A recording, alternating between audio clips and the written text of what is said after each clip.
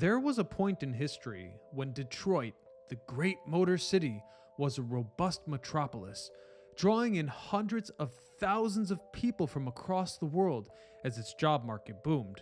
At the center of all this growth was the point from where all its newcomers would venture into their new lives.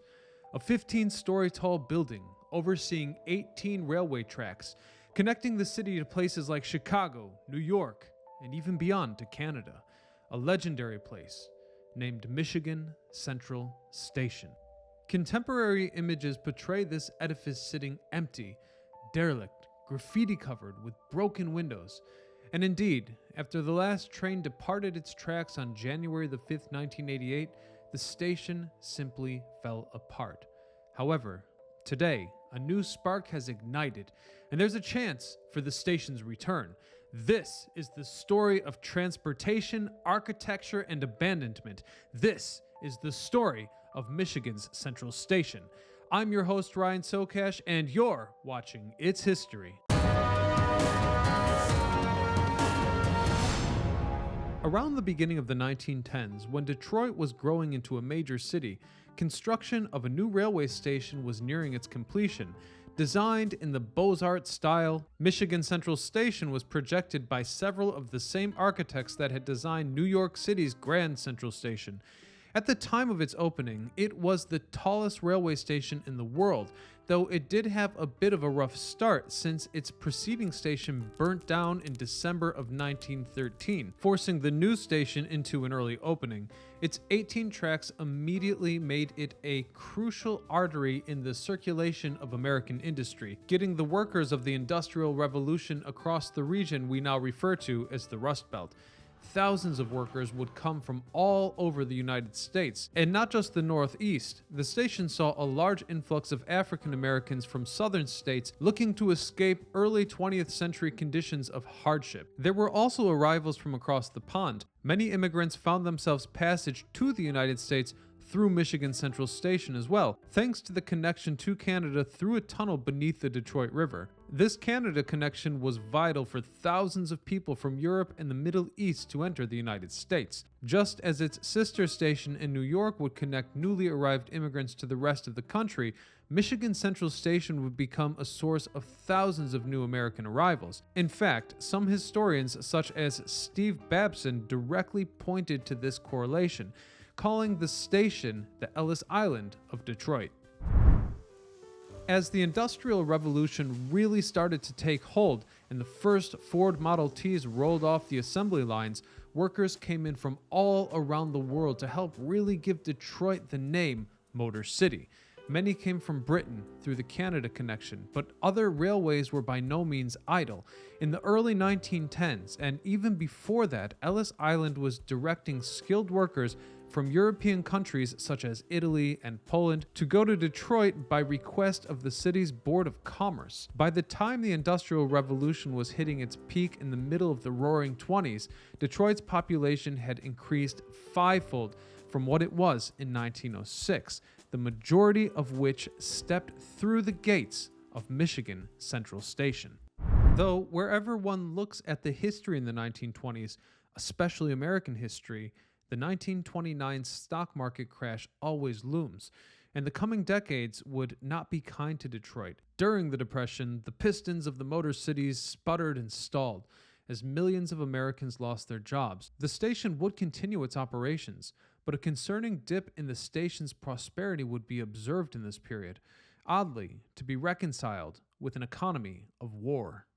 In the late 1930s, as the fires of war burned across the Atlantic, the people of Detroit suddenly had a lot of work on their hands. Serving as one of the main contributors to the arsenal of democracy, Detroit had been pumping out the weapons and vehicles of war, with the Ford Motor Company being a large contributor to the latter.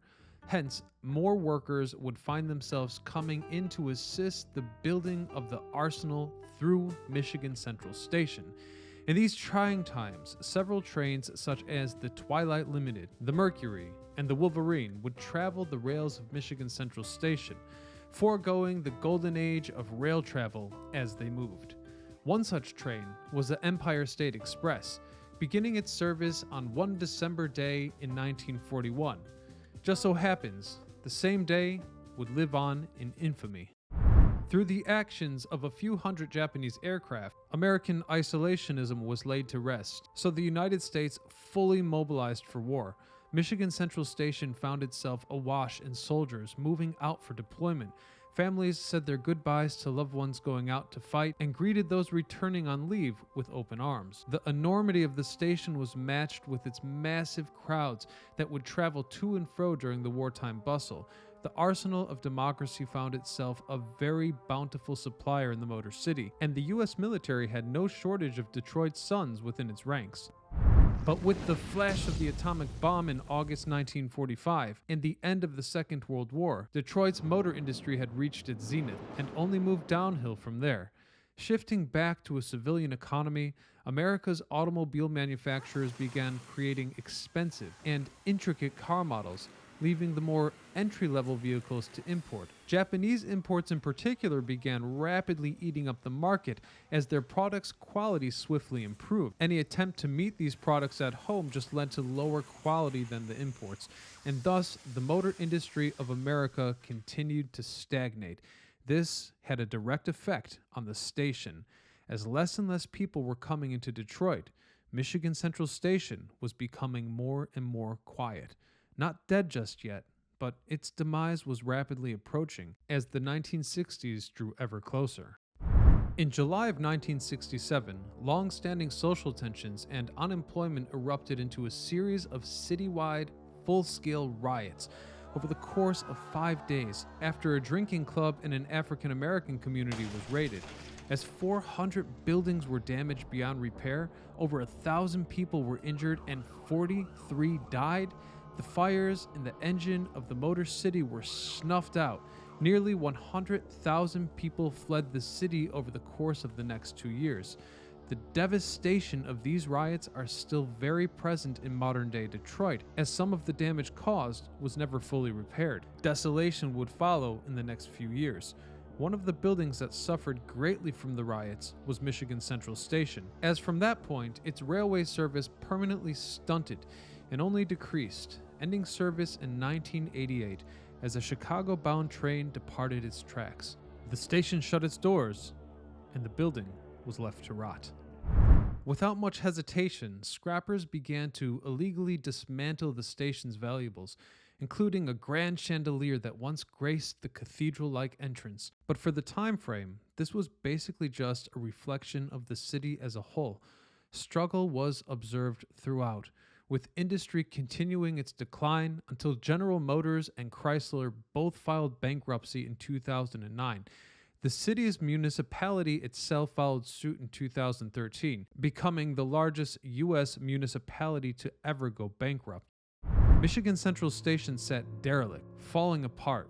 One of the city's most recognizable monuments remained empty for decades, becoming something of a poster child for ruin photography in the city. The station, once bustling with life and teeming with travelers, now laid still and cold, as if that shadow chasing the city ever since the Great Depression finally had its way. Travelers came in by plane, car, or trains that connected elsewhere, and Michigan Central was a center of travel no longer. A little urban decay never seems to stop the people of Detroit, a town that, as we learned in our episode about Book Tower, saves their masterpieces. So throughout all the broken windows and cold gray brick, large amounts of graffiti sometimes convey an unexpected message, specifically, save the depot. For years, the structure's owners left the station abandoned and falling apart, against the wishes of politicians who wished to see the station torn down. As a result, much of the graffiti began to reflect proclamations of its salvation, because even as Detroit began to pull itself out from the depths of destruction, the station remained in dismay, as the city finally began to recover one of its largest monuments to the previous age sat in despair and ruin. But unlike the fate of Penn Station in New York, this station still had a chance.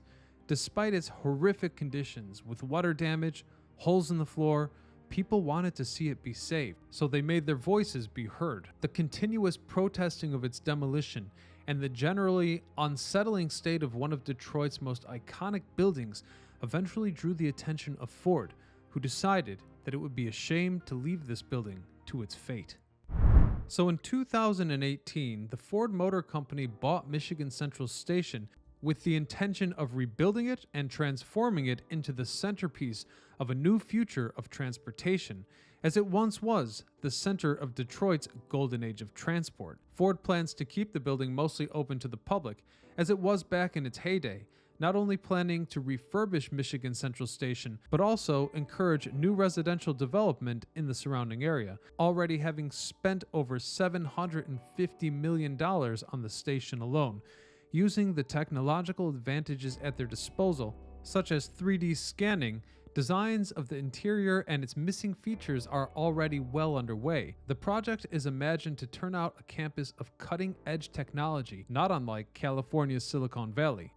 So what about the return of transport to the station? Well, Bill Ford has stated that he would very much enjoy the return of Michigan Central Station's trains, so it's not out of the cards just yet, although it's not guaranteed either, since regional transportation has the final say on that, not Ford. But talks have taken place, which is encouraging.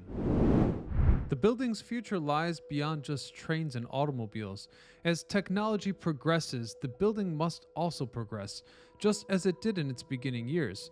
Michigan Central Station's best years were when it was at the forefront of technology, the source of immigrant workers entering a new life, and when it was utilized by America's bravest young men. As American technology and society moved away from the rails and factories, the station fell out of use and into despair. And although its story is by no means complete, hopefully one day we can recapture the glory of its youth and escape the throes of urban decay. So as Michigan Central Station connected Detroit with the rest of America, you should help connect your friends with its story by sharing this video or subscribing. Check out our series Tales of Urban Decay, and thank you for watching. This is Ryan Socash, signing off.